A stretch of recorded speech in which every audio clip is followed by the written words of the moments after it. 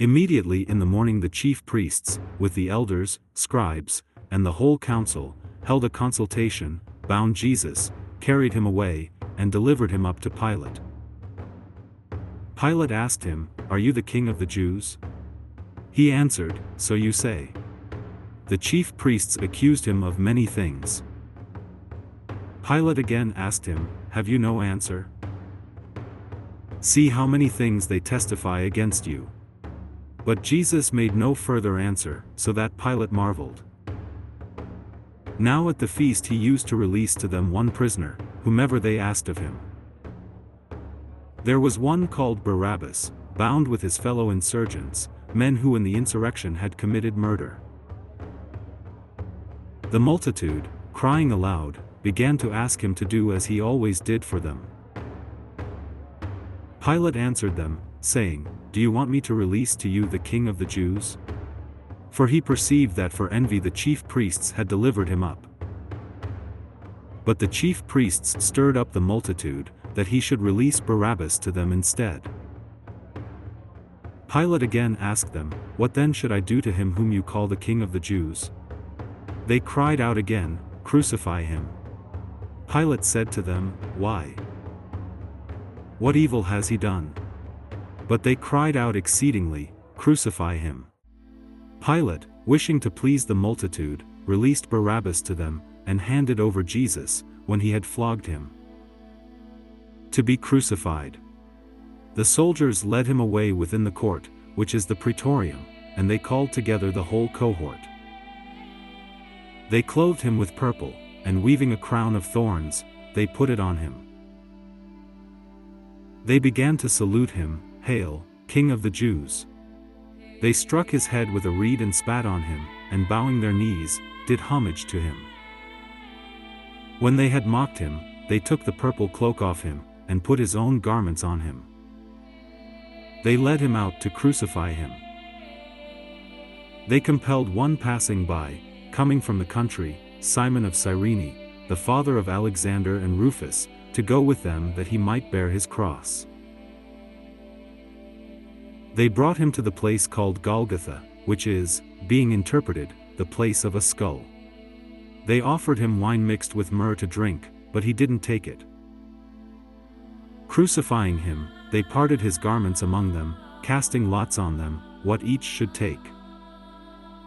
It was the 3rd hour when they crucified him. The superscription of his accusation was written over him, "The King of the Jews." With him they crucified 2 robbers, one on his right hand, and one on his left. The scripture was fulfilled which says, "He was counted with transgressors." Those who passed by blasphemed him, wagging their heads and saying, "Ha!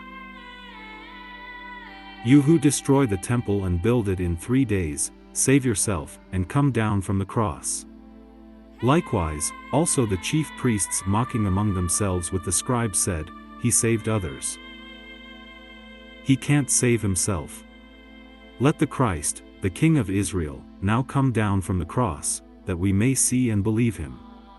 Those who were crucified with him also insulted him. When the 6th hour had come, there was darkness over the whole land until the 9th hour.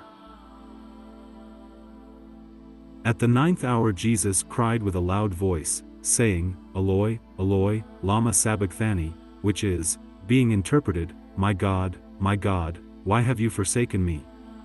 Some of those who stood by, when they heard it, said, "Behold, he is calling Elijah." One ran, and filling a sponge full of vinegar, put it on a reed and gave it to him to drink, saying, "Let him be. Let's see whether Elijah comes to take him down." Jesus cried out with a loud voice, and gave up the spirit. The veil of the temple was torn in 2 from the top to the bottom. When the centurion, who stood by opposite him, saw that he cried out like this and breathed his last, he said, "Truly this man was the Son of God." There were also women watching from afar, among whom were both Mary Magdalene and Mary the mother of James the Less and of Joses, and Salome, who, when he was in Galilee, followed him and served him. and many other women who came up with him to Jerusalem.